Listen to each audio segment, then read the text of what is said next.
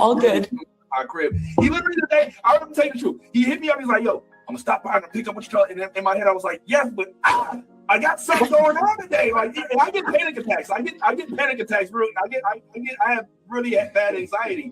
So on the way, he's like, "I'm on the way." I'm like, "All right, I'm on the way. I gotta make sure everybody get the link." And then he shows up. He's like, "Yo, let him cook. Let him watch you." And now I'm like, "Oh my god!" And then Tony pops up. I'm like, "Oh my god, Tony's right there." And I'm like, "Oh my god." This is a lot. This is a lot to just show up. You text on the way. You don't even text like a couple hours before. I don't even know what to do. All I can say is I thank you, Ty, for the compliment. No, I thank you, Mr. Taylor. You watch the Starfleet Academy, right? Okay, Yeah. This is the young lady who. Oh, that's my girl. I just saw you last week. Saw you. Yeah, that's Tony. This is that moment, man. What she look like? How come we got to have stuff on our face? Yeah. But she's a beautiful young lady. She weak. Oh, look at here. All right, and we're gonna start a petition to get them to take that stuff off of you. You don't have that stuff on your face. My God, look, they raise it so up if they take that stuff. Oh my God. I think you have to use all that actually. Period. Please. So Yeah. just know, and I'm gonna say this again to you at the beginning of the interview, Tony. So it's not a surprise. This woman right here has broken Star Trek history. Do you know that she was a part of the first actual Star Trek ship on TV that was led by a black woman? Before Michael Burnham, hallelujah. All right. There was Captain Freeman.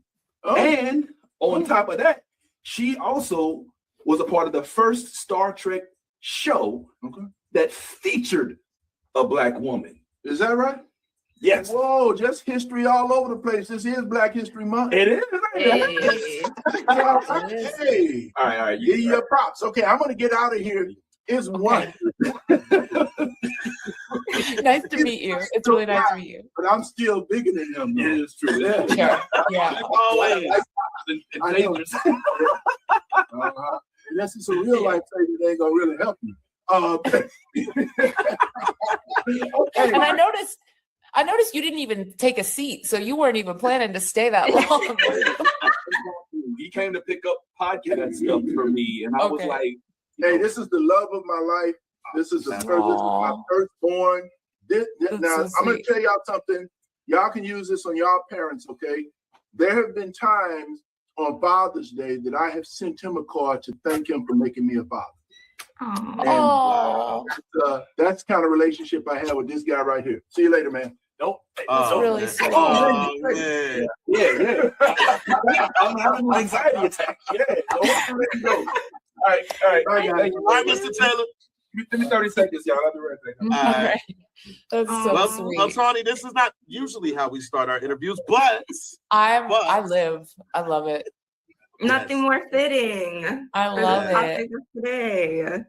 How's your day Zyla, it's good. I was just gonna say, Zyla, it's nice to meet you. I started following you. Oh my God, you don't know. I'm obsessed with you. It's such an honor. Obsessed with you.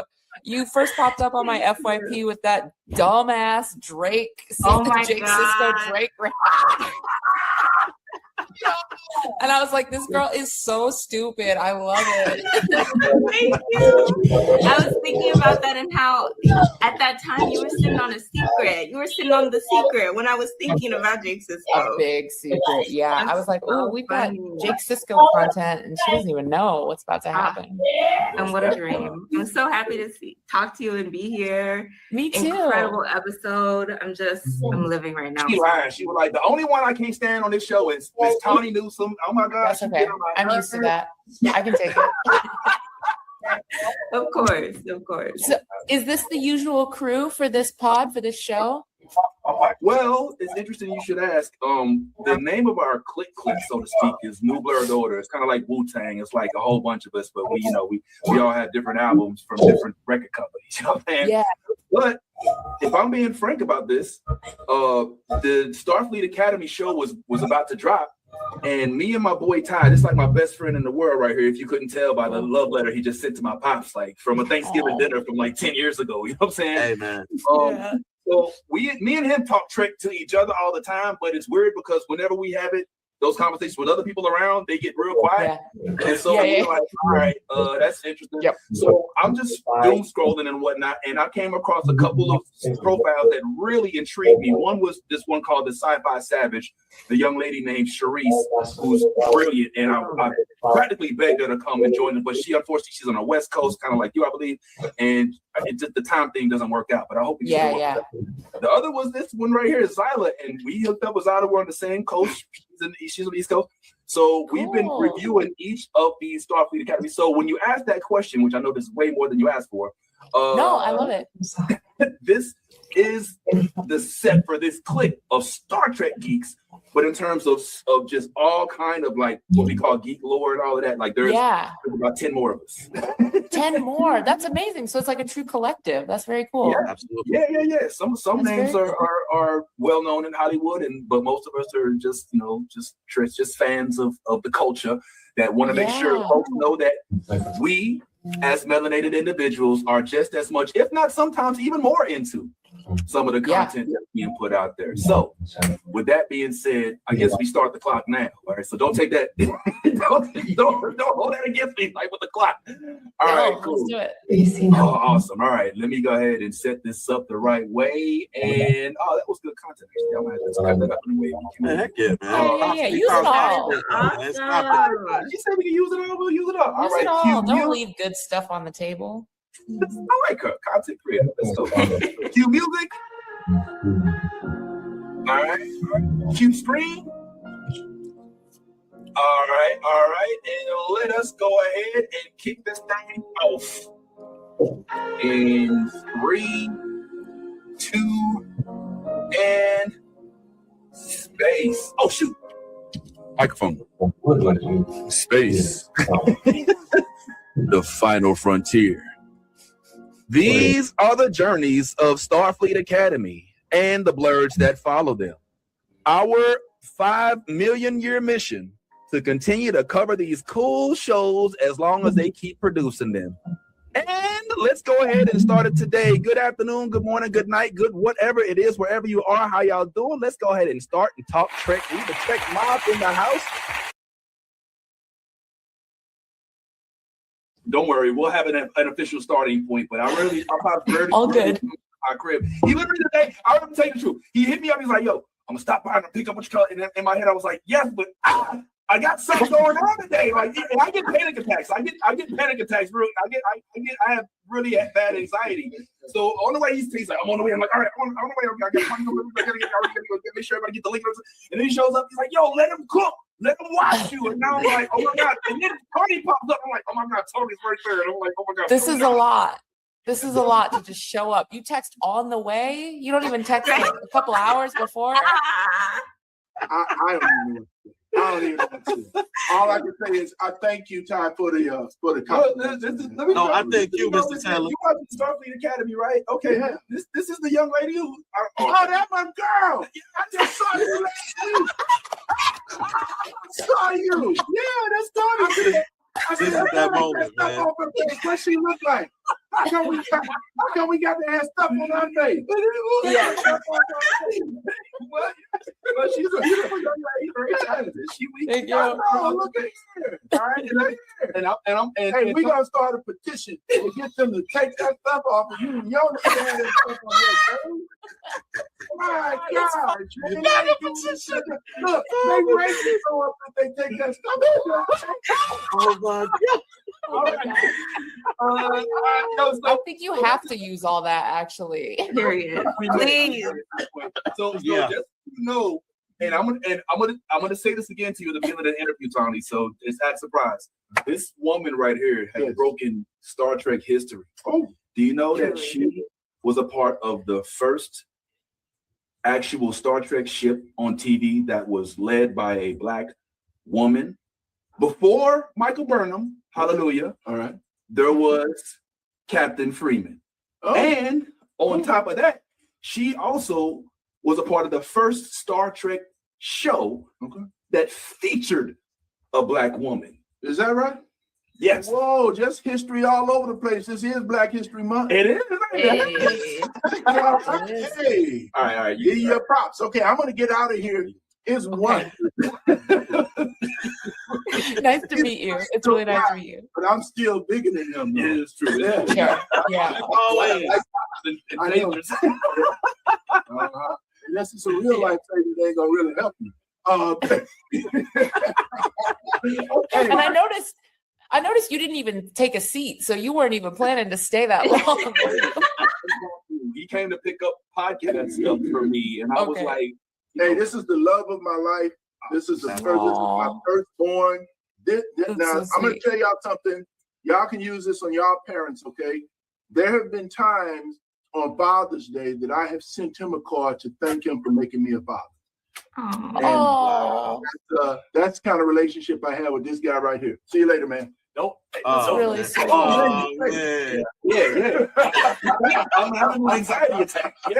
So let's go. All right. Thank you. All right, Mr. Taylor. Give me 30 seconds, y'all. I'll be right back. All right.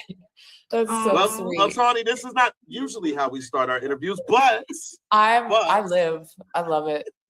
Nothing more fitting. I love it. Today. How's your day? Zyla, it's good. I was just gonna say, Zyla, it's nice to meet you. I started following you. Oh my God, you don't know. I'm obsessed with you. It's such an I'm honor. obsessed with you. You first popped up on my FYP with that dumbass Drake, Jake Sisko Drake. And I was like, this girl is so stupid. I love it. Thank you. I was thinking about that and how at that time you were sitting on a secret. You were sitting on the secret when I was thinking about Jake Sisko. A big secret. Yeah. That's I was like, oh, so we've got Jake Sisko content and she doesn't even know what's about to happen. And what a dream. I'm so happy to talk to you and be here. Me too. Incredible episode. I'm living right now. She lied. She was like, the only one I can't stand on this show is Miss Tawny Newsome. Oh my God. That's okay. I'm used to that. I can take it. Of course. So, is this the usual crew for this pod, for this show? Well, it's interesting you should ask. The name of our clique, so to speak, is New Blurred Order. It's kind of like Wu-Tang. It's like a whole bunch of us, but we all have different albums from different record companies. You know what I'm saying? Yeah. But if I'm being frank about this, the Starfleet Academy show was about to drop, and me and my boy Ty, it's like my best friend in the world right here. If you couldn't tell by the love letter he just sent to my pops, like from a Thanksgiving dinner from like 10 years ago. You know what I'm saying? Hey, man.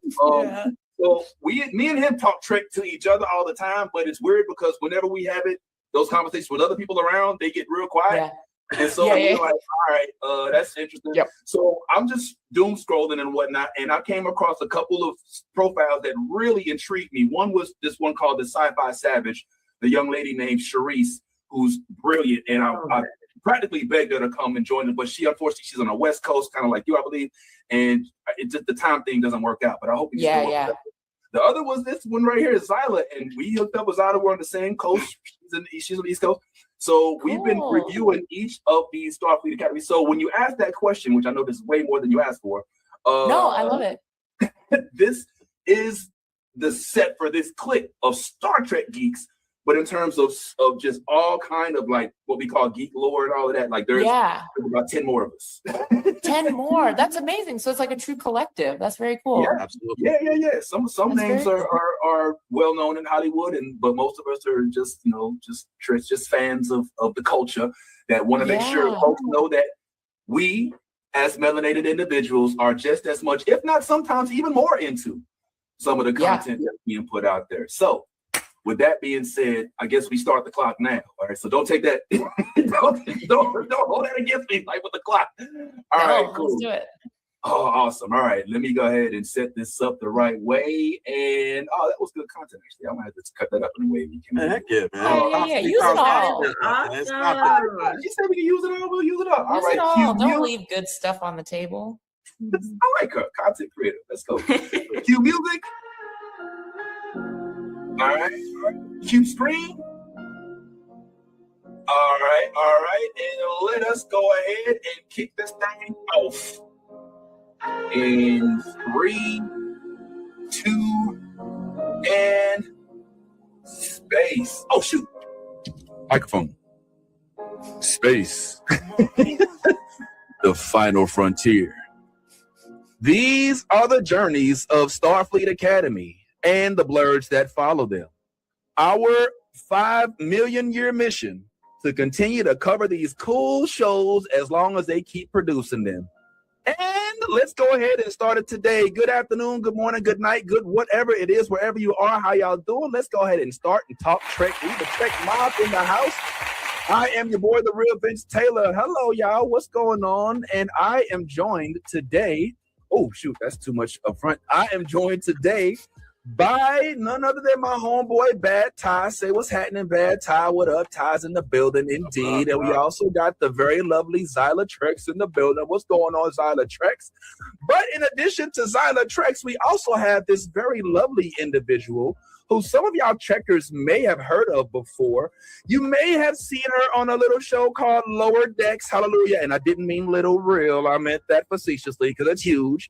You also may have seen her on other projects. She's a writer, she was a writer for Comedy Central, was also in Space Force, but as of recently, you may have noticed that she has planted her flag right in the middle of Starfleet Academy set, hallelujah, as a trill that has yet to talk about her rich history. So joining us today is none other than the very funny, the very talented, the very beautiful Tawny Newsome. Everybody, thank you so much. Help her, give her a round of applause, please. What's going on, Tawny? You.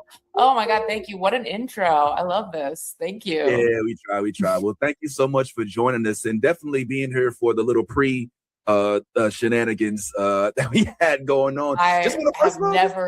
I've never laughed so hard logging on to an interview ever. So you made my day. All right. Glad to hear it. Well, listen, Tony, we don't have you for the whole day. We definitely want to respect your time. So I'm just going to go ahead and jump out. We each have questions for you. We'll counterclockwise go about so that we can do this in an organized fashion. And my first question for you, as I already alluded to just a little bit, is, have you had time to sit back and bask in the glory that you've created? Now, let me explain, all right? As I just described, you, Miss Tawny Newsome, were a part of the very first Star Trek show that had a Black woman as the captain, along with her Black daughter, Mariner Beckett, who was phenomenally equipped with all the tools it took to beat up a Captain Kirk if she needed to, hallelujah. But in that, she also continued to make history as she was the first Black woman to lead the show and the first one of a multi-orientation, of a non-traditional orientation that was given the keys to the screen as well. I'm just wondering if you've had a chance to bask in your glory, if you've been given enough flowers, and whether or not Star Trek should build a statue for you right outside of I don't want a statue. Those seem to not lead to great things. I've never seen a statue of someone and thought, like, that's a great idea. It seems like you're just begging for trouble, but thank you. Yeah. On Lower Decks, my mother, Captain Freeman, played by the incredible Dawn Lewis, Jaleesa herself. She made history as our first Black female captain in a leading role. We've seen Black female captains throughout Trek, but not in a main cast role. And then I don't think I'm the first Black woman lead, because I think that's got to go to Sonequa Martin Green, the queen, the mother of modern Trek, for Discovery. But I'll take the continuing the torch kudos. I'll take that. How about that? Absolutely. Okay. Well, I mean, you can feel free to correct me. Correct me if I'm wrong. Somebody correct me if I'm wrong. Did Lower Decks come out before Discovery? No. Discovery brought back the modern era of Trek. I remember because my dad called me and was like, Star Trek is back. And I was like, what? I never thought this was coming back. The last thing we had was Enterprise, and that was strange. At least a little strange. Yeah. Okay. Well, then let me wrap this into a quick follow-up then, Zyla, if you don't mind, then I'll toss it to you. Just because you mentioned it, you said that your pops, rest his soul, who did actually get excited about Star Trek. They say that Trek is hereditary, Tawny. Do you owe all? I didn't know you had a picture. Oh yeah, we come prepared. Do you owe all of your Star Trek? I guess let's say the love you have for it and your introduction to it. Does it rest within your parental loins, or was that a journey that you took on your own? Yeah, no. It was both of them. It's my dad and my mom, who thankfully is still here. They're both huge Trekkies, so they raised me in it. I had no choice. My mom still calls me with like canon corrections sometimes, and I'm like, I didn't write Strange New World season 3. I don't know what to tell you, lady. But yeah, they raised me in that. And my dad especially loved Discovery. He liked Lower Decks and he likes me, but he loves Cindy Glenn book. You know, my dad was always quick to tell me who his favorite person or character was in any show I did, and it was never me. It's good. You gotta stay grounded. What was the Trek Gateway show? Was it DS9? Was it TNG? Was it yeah. I mean, I think I was watching TNG first just because it came on first, but I was very small. But the ones that I have the most memories of are Deep Space Nine for sure. And I know that wasn't a coincidence because my dad was always looking for depictions of Black families and, Black fatherhood that wasn't steeped in trauma. And, 1993, it's hard to come by. So. Oh, yes. Yeah. Oh, yes. Well, I'm glad you're here, and I'm glad we can trust you because, according to Benjamin Sisko, we can only have people here that we can trust. So let me go ahead and keep it going. I'm gonna kick it your way. What's going on, Zyla? Yes, I'm so excited to be able to talk to you. And so I guess one of my questions, you've done some talking about how you were able to, not single-handedly, you had an incredible team, but you brought the Sisko family back to us, which is so, we can't sing enough praise and thanks. So I was kind of wondering, you said you were pounding the table, like, can you talk a little bit about what the resistance was? Like, why has this just happened now, Truly, yeah. And that was my question as well. Like, once I got into the writer's room, I went, okay, now it's like I pulled open a door and went, okay, now I'm back here. What's been going on? Why haven't we talked about this man or these people or this show at all? Mm-hmm. And what I found out, with all respect to, we have a lot of overlap in the Trek writers room. The SFA room has a lot of new writers, but there are people from Picard, there are people from Discovery.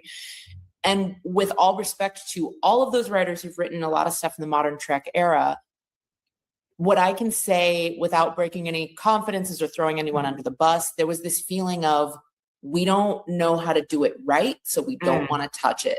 Mm-hmm. So it came from respect, but it was not, in my opinion, the right answer. Like, because I said, well, let's figure out how to do it right. You said, everybody get off your ass. Let's not be lazy. No, just I appreciate it. Careful. I appreciate wanting to respect Mr. Brooks's wishes. Like, everyone was like, he said he's coming back, and yet none of the modern shows have ever talked about him coming back. So it sort of painted us into this canonical corner. And I said, well, let's punch a hole in a wall and get out of it, because we can't just never talk about him again. That's crazy. Yeah. So, 100%. Wow. Well, it was so beautiful. And I can see how much the legwork would have been, intimidating, but I'm so glad. I know the fans are glad that y'all did it. So thanks. Yes, we are. Yes, we are. Bad Ty, do you have anything, or are you skipping this round? I'll just say this.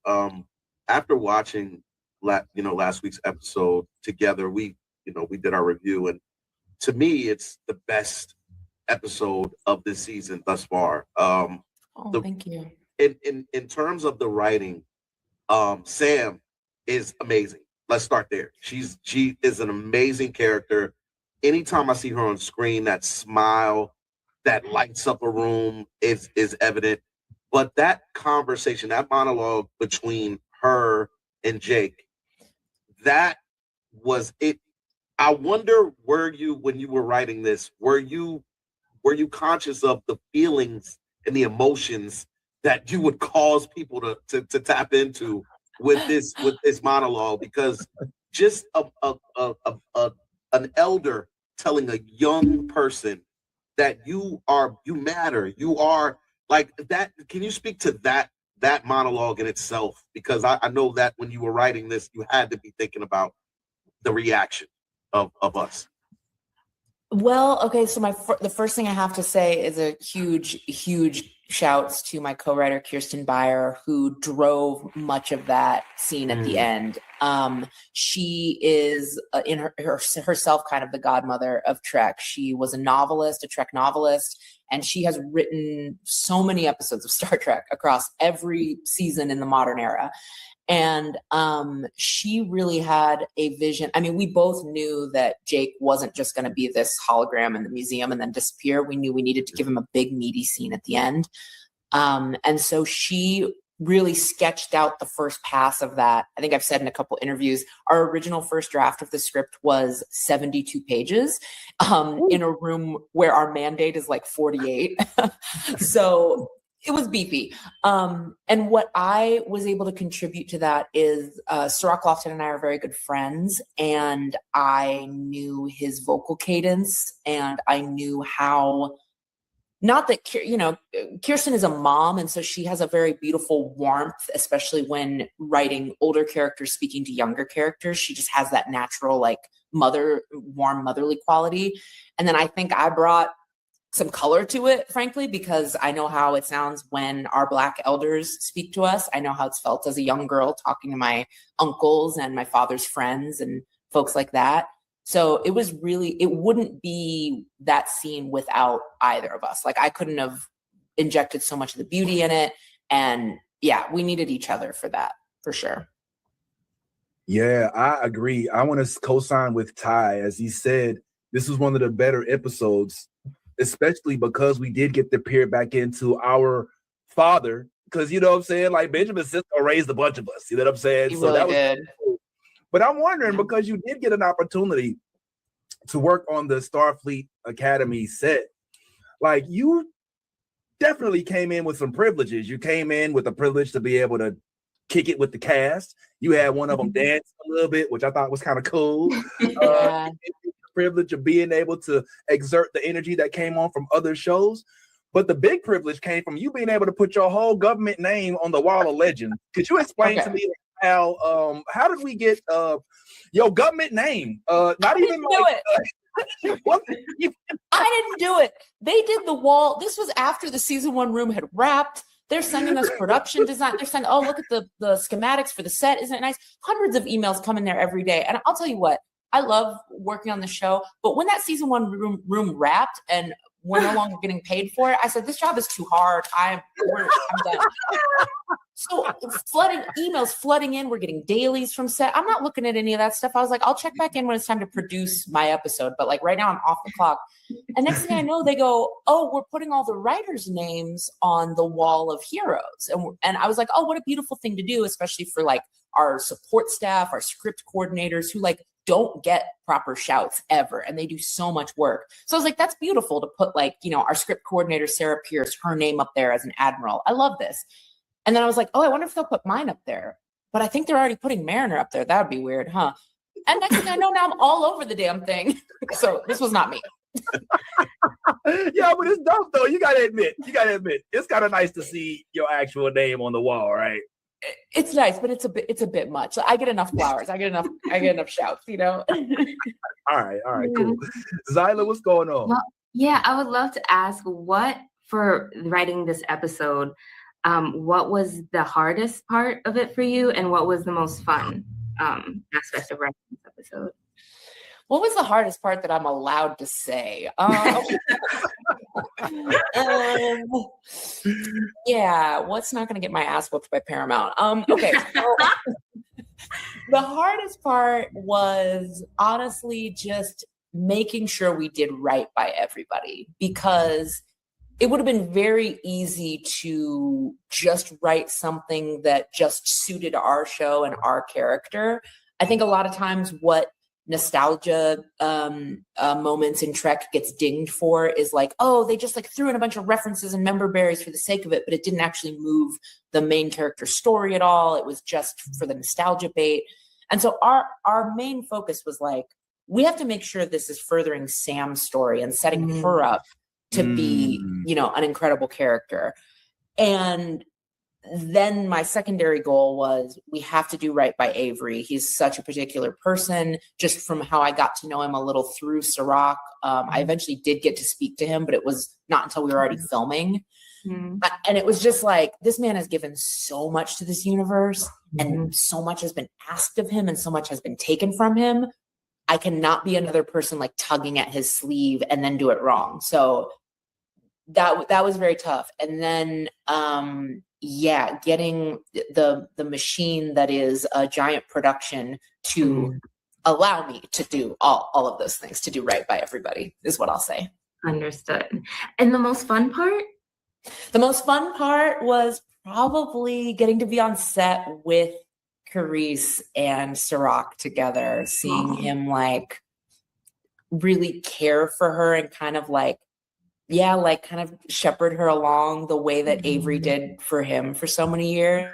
And just seeing her kind of blossom and open up, with him was like, I was just like, this is why we did it. This is why we did this black ass episode. It's for like the community, the community of it. Yeah. Love it. Thank you. This black ass episode. It is. Well, our show got so black. It was so surprising. Because we wrote the first season with everyone, very, very open casting, open gender-wise, open ethnicity. Yeah. It was like, we're going to find the right people for every role. There wasn't much like racially specific anything baked in to the text. Okay. So everything stayed really, really open except for Sam, because I was pretty adamant that if we were bringing Jake Sisko back in this way, optically, we needed him speaking to a young Black woman, because there's been a lot of magical Negroes happening in the world. I was not about to make Jake Sisko, Thank you. So I was like, let's make sure Sam is Black, and then everybody else can be, whoever the best is for the role. And then all of a sudden, all the casting started coming in, and I texted Noga Lando, our showrunner, and I went, "Our show's Black as hell. This is great." That's awesome, bro. That's what we want. We got Sam, I said the same thing. Right? We got Jaden. We got half of Caleb. You know what I'm saying? We working it. We working it. We in there. You know what I'm saying? You got Gina playing Laura. Oh my God. Right? Yeah. We got man. So this is we Black. This space Blackness is real. So we out here. In the spirit of that, let me ask you this. You've had an opportunity to journey into multiple genres of Star Trek, right? From animated to live action. You even did the crossover with Strange New Worlds. But in this episode, Miss Tawny Newsome, you went from being this lovely young lady to this young alien person. Well, maybe not young in terms of an existence because of all of your prior history, whatnot, with your slug that's inside of you, as Sisko would say. But I'm curious, you voice acted, you've acted, but have you had a lot of experience in the makeup chair? And what was that experience like for you, having to sit there and deal with the makeup process? No, I've never done prosthetics like that before. And it was hard. It was very hard. All respect to the Doug Joneses of the world and our Michael Dorns, because that is not easy. No, so Professor Isla, at first we wrote her and she was just Trill, and I wrote her for a friend of mine to play. And then for a lot of reasons that wasn't going to work out. And so then when it was suggested that I play her, Alex Kurtzman said, well, we have to put you in a prosthetic because you've already been seen as Mariner. And, we just don't want to, if you're going to do any future stuff with the universe, like, she just needs to not look like you. And then Kirsten and I started saying, like, okay, well, if she's going to be part Trill, because we always knew we were going to cover the spot so that there wasn't that reveal till the end. We're like, okay, if she's part Trill, what else would it make sense for her to be? And I think production gave us a list of aliens, basically, that they had available. I don't always know how the production works in terms of like what prosthetics are doable, but they gave us a list. And we both saw Cardassian was on there, and we went, oh, this is really interesting. Let's make her part Cardassian, because of obviously the hallmark, calling back to Deep Space Nine, but like there are so many things about the Cardassians, about them being like expert record keepers and very like meticulous with historical documents. And I just thought that was really fitting for Isla because of the book. So yeah, it kind of all fell into place once I was decided to play the part, and it was very challenging. The makeup was very challenging, I'll say. What's the time frame on the makeup? It took all love to our incredible prosthetics team, our award-winning prosthetics team, Brandy Boulay. It took 5.5 hours to put that on, and about 2 hours to take it off. Oh, to take it off. Yeah. Oh my God. Okay, so that's literally 7 hours added on to the. Okay, wow. All right, you know what? I'll leave that alone. All right, well, listen. As grueling as that may. Hey, what's up, there, roommate? Good to see. This is Jewel. She's this is the time of day she gets wild. So Hey, Jewel say I want some camp time. All right, we got you, Jewel. We'll put you in the cutout. Just a real quick follow-up question to that, because you mentioned how this is you kind of morphing into somewhat of a Kardashian, but I always say Kardashian. It's hard for me to say Cardassian, but stop it. But you also speak about the trill nature of this, and of course, if you're a Dax, you got trill. I'm just curious as to whether or not in this scene, were you trying to show Sam that you were trill? Was that the objective here? Is this you saying, hey, I'm gonna give you one more Easter egg, and if you don't catch the hint after this, it is what it is? yeah, I think Professor Isla's whole thing is like, she knows from the beginning, she's like, you're not going to figure out exactly what happened to this man, but you're going to go on a journey, and I think what intrigues her is that she's like, oh, this is the first non-organic person who's ever asked me about Benjamin Sisko. So you might actually get closer than anybody else. So, all right, let's see where this goes. And so I just imagine Professor Isla has had people over the years, hundreds of people ask her this. And she probably hasn't helped them as much as she's helped Sam. So yeah, I think at the end she was like, let me just give you one more little hint. All right. Could Isla Dax kick Jadzia Dax ass? Or all right, you know what? Don't even answer that. Don't answer that. That's not at all. You probably read it. I'm just playing. You got it, Zyla. What's going on? Please talk to Miss Beckett. Yes. Oh my gosh. I'm just looking at Beckett. I love Beckett Mariner. Did your experience on Lower Decks, like how did that influence your writing and your process just working on Starfleet Academy? Yeah, I love Beckett Mariner. I wish I could play that role forever. Maybe we'll get to. Maybe we'll be like Futurama and we'll get to come back again and again. I would love to. But yeah, it did influence me. Like I learned a lot from Mike McMahon, the showrunner and creator of Lower Decks, because he was very he just had such a unique POV on the humor. It was like Trek can withstand a lot of different types of genres and a lot of different types of, characters and storylines, as long as it, oh my God. I told you this is when she gets wild. Hi. Yo. Smiling. Easy. So goofy. She's 1 year old, so she's just like. That is a 1-year-old? My God, yeah. Is she done growing? Wow. I hope so. Hey, okay, chill out. She's beautiful. Yeah, what I really learned from Mike was that it can withstand a lot as long as you're doing it out of love and in celebration. And that's what we tried to do. Oh my God. Don't worry. Speaking of love and celebration. Right. She was showing off. She was so chill before. And cutting up. Oh my God. All right. It's all good, though. We love it. It's all good. Oh, well. I don't even know. What was I talking about? I was about to say, I don't even. What was the conversation? Zyla, it's on you. I was talking about Lower Decks and, bringing, Mike McMahon's humor into Starfleet Academy. Amazing. I don't know if Ty has a question. Well, go ahead, Ty. You want in? Go ahead, my man. Yeah, no problem. Now I'm one of the newer. I guess I just started watching Lower Decks. So I'm still on like the first season.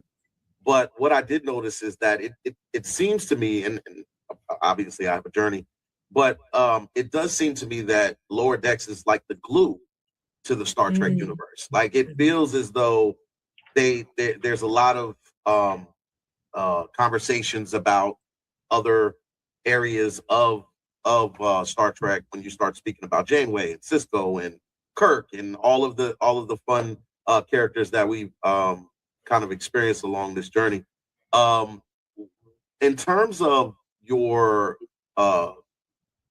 castmates, because I know we've interviewed other people in terms of voice actors, and so a lot of times, you know, they'll either be all together or they'll be separate.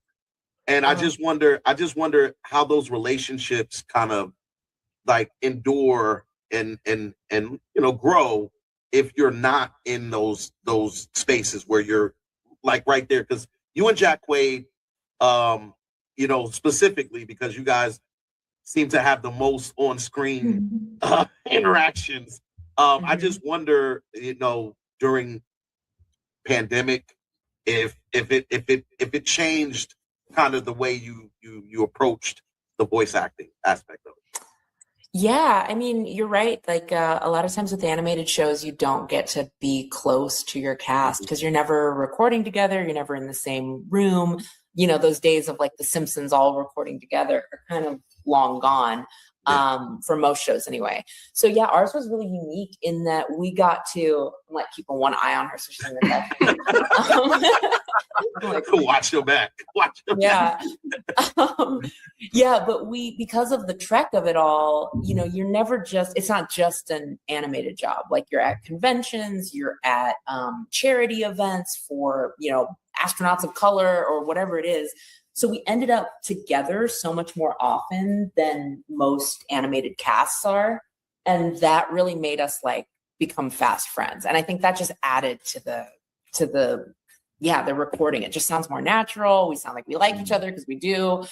We also don't have to spend long hours on set together. So nobody hates each other. Like every time we see each other, it's a party, you know?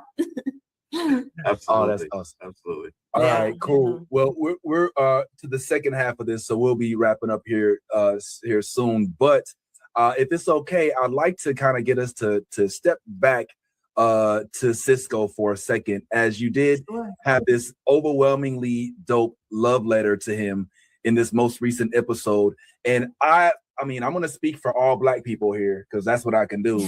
But all Black Trekkers, I'm sure, were watching this in awe and amazement at a sport, especially the fact that not only are we kind of bringing back Cisco, but we're also introducing the potential for him to. They've admitted he's not dead. You know what I'm saying? Like they said, we don't know if he's alive because he became a prophet.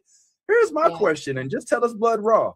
I don't know how much you can say, but we saw the thank you, Avery, at the very end of the episode. Is that an indication that he was unwilling, unable, unavailable? He maybe, in terms of lending his countenance to the project? Oh, no, the thank you, Avery, was literally because he gave us his blessing and gave us permission to license the poem, the vocal work at the end.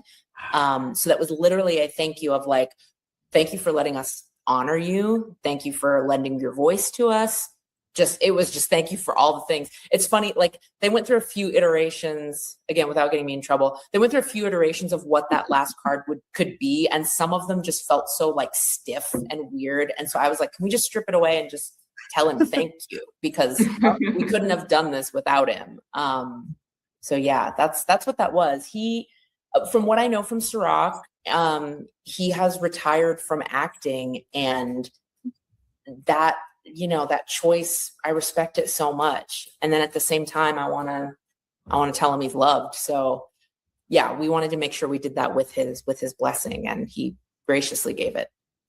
So are we to understand that he turned down the opportunity because he quit acting, or was he ever offered an opportunity to maybe join that episode at all, or was it not in the cards? So what I did from the beginning is the second we pitched it in the room, the second I got them to agree it should be a Cisco story, I took Sirach out to lunch because I had heard that it was hard to contact Mr. Brooks, but I knew that he and Sirach, talk on the phone often. They have a really close relationship.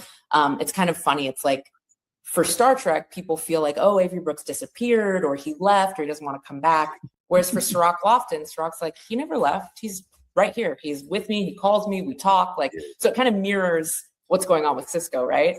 So I took Sirach out to lunch and I said, how can you put me in contact with him if he doesn't want to talk to, official people? Like, will he just talk to me as just like a Black woman and a fan?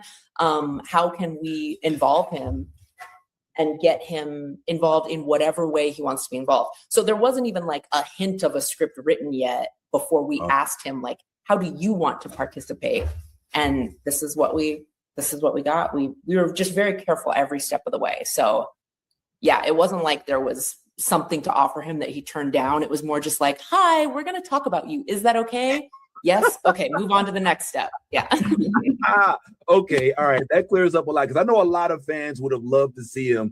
And so I think it definitely warms my heart to know that he wasn't like, nah, to know that he was just like, sure, I'll be honored. Like, that definitely made me feel a lot better. Yeah, no, there was not, I was not going to put him in a position to feel pressure in any way. So it was collaborative. It was from jump. It was like, for Sirach, for Avery, how do you want to be involved? And I think those are the best ways to do it, to just like invite people into the conversation, even though I definitely broke my NDA to do it, but I'd do it again. We'll edit that out. Allegedly. I'm a comedian. We may or may not have, allegedly may have broken something, but it didn't actually happen. All right. Yeah. Xyla Trex, what's going on? We're down to our last few questions here. Yeah, I have one more question. I just want to say, I love how in the same way that, Avery mirrors Cisco's story and Sirach's story mirrors Jake's, you are mirroring Sam's in the way that she turns to the camera and she's like, it's time to solve the mystery of Benjamin Sisko. So I love that you kind of did that, made that journey for her and made that journey for yourself and all of us. My last question, basically, I just want to know what your favorite Deep Space Nine episode is, or one of them. I know there's a tough question. Gosh, I have so many. I was just loving Way of the Warrior because very cool. You know what? We're gonna let her. I hope she gets what she needs out of it. I hope she we'll put her in the credits. Yeah. Clearly she wants to act. Yeah. She is a star. Yeah. So I love Way of the Warrior. I also love the Paradise Lost Homefront duality. And then for a fun one, I really love You Are Cordially Invited. Jadzia Wharf wedding. Incredible. And then for a Quark one, I love Little Green Men. It's just such a good. I love this. Yo, Little Green Men. That was the best. Classic. I'm sorry. Fun. Just of it all. Love it. Anything Quark where we can talk about the rules of acquisition, I'm here, bro, all day. I live by the rules of acquisition. Let's get it. Oh my gosh. Go ahead, I was going to say a long time ago, there was a potentially Ferengi character in Starfleet Academy, and I shoved so many rules of acquisition jokes in there. And then that character, it had to go, but I was like, dang. I can only imagine. Xyla, can you imagine, like, when we left, there was 285. Before that, it was like 100 something. Like, now it's like, there's probably like a million rules of acquisition at this point. So I can definitely understand that, Tyler. All right, Tony, Ty's got something for you. Then we'll start wrapping things up here. Go ahead, Bad Ty. All right, Tony. Now, this is the fun part of the show. We have this ongoing argument here on the show of who we think the best captain is in all of the iterations. And so we're going to ask you to lend your voice to these top 5 captains, whoever they are, in order, starting at number 5. Go. What are we doing? It's what are we doing? The top 5? Top 5. Can they all be Captain Benjamin Lafayette Sisko? All 5? Oh, yes! Yes! Thank you! Come on! Ding, ding, ding, ding, ding, ding, ding, ding, ding, ding, ding. Hallelujah! Thank you! There is no ranking. There is no ranking. Wow. If Deep Space Nine didn't exist, I don't think I would be a Trekkie. I love the other shows, but it's what brought me in. It's what keeps me in. Yeah. And it's largely due to Ben Sisko's performance or Avery Brooks' performance. So yeah, all 5. Yo, unanimous. Unanimous. Thank you. All 5 captains are Benjamin Sisko. All right, that's a first, bro. I ain't gonna lie. But she definitely is one away into my heart, fam. He want me to say Picard so bad, Tony. I don't want you to say anything. I don't want her to say. I want her to say what her heart feels. Everyone can have different opinions, you know. I suppose, as long as they're all Captain Sisko, that's all I'm saying. You know? For me, all right, rapid fire. First of all, I love that answer. That's gonna go viral right there. Just go ahead and keep it real. But I got a couple of rapid fire ones that I just got to get. You can even answer these short. So I want to jump back real quick to Lower Decks. Lower Decks was unlike any other Star Trek series that we've ever seen. Specifically, not just because it's animated, because we've had animated shows before for Star Trek, but it actually pushed the envelope with regard to tradition. There were curse words. They were bleeping out things. They were having multiple character crossovers with people on the show. Like you all turned Dr. Bashir into a hologram that ended up marrying Garrett. So I mean, like, how did you?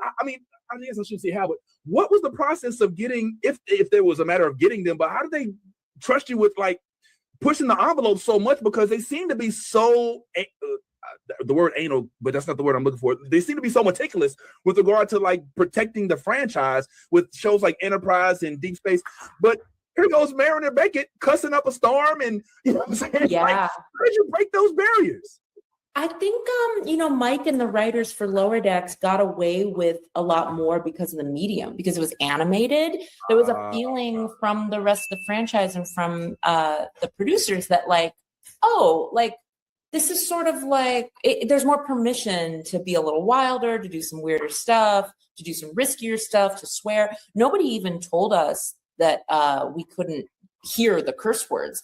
Just Mike McMahon decided it was funnier to bleep them. So like they were just given permission, I think, because animation was just so new and it was so different. And also truly, I would love to sit in a room and just write Star Trek for Star Trek fans only. Yes. However, it is a new world. It's the streaming world. We have to bring in new viewers. Ignoring that is like just not reality. So as much as I would love to write the Ben Sisko love letter that only speaks to people who already know the canon, like I was tasked with also working really hard to handhold and bring in brand new people, some of whom are very young. And Lower Decks had to do the same thing. It had to bring in people who didn't normally watch Star Trek, or who thought Star Trek was too stuffy, or who thought it was too sciencey and too techy, while still honoring what all of us fans love about it. So it's not easy needles to thread, but I think both shows are up to the challenge. What demographic are you looking to acquire now with the current iteration of Starfleet Academy? I mean, the easy answer is young folks. But specifically, who are you writing for? That's a good question. I think that's probably a showrunner question for Alex Kurtzman and Noga Landau, our co-showrunners, because truth be told, I don't know. I would write for, I was writing for people who love Trek, and then I was doing my best to write for people who I wanted to love Trek. Yes.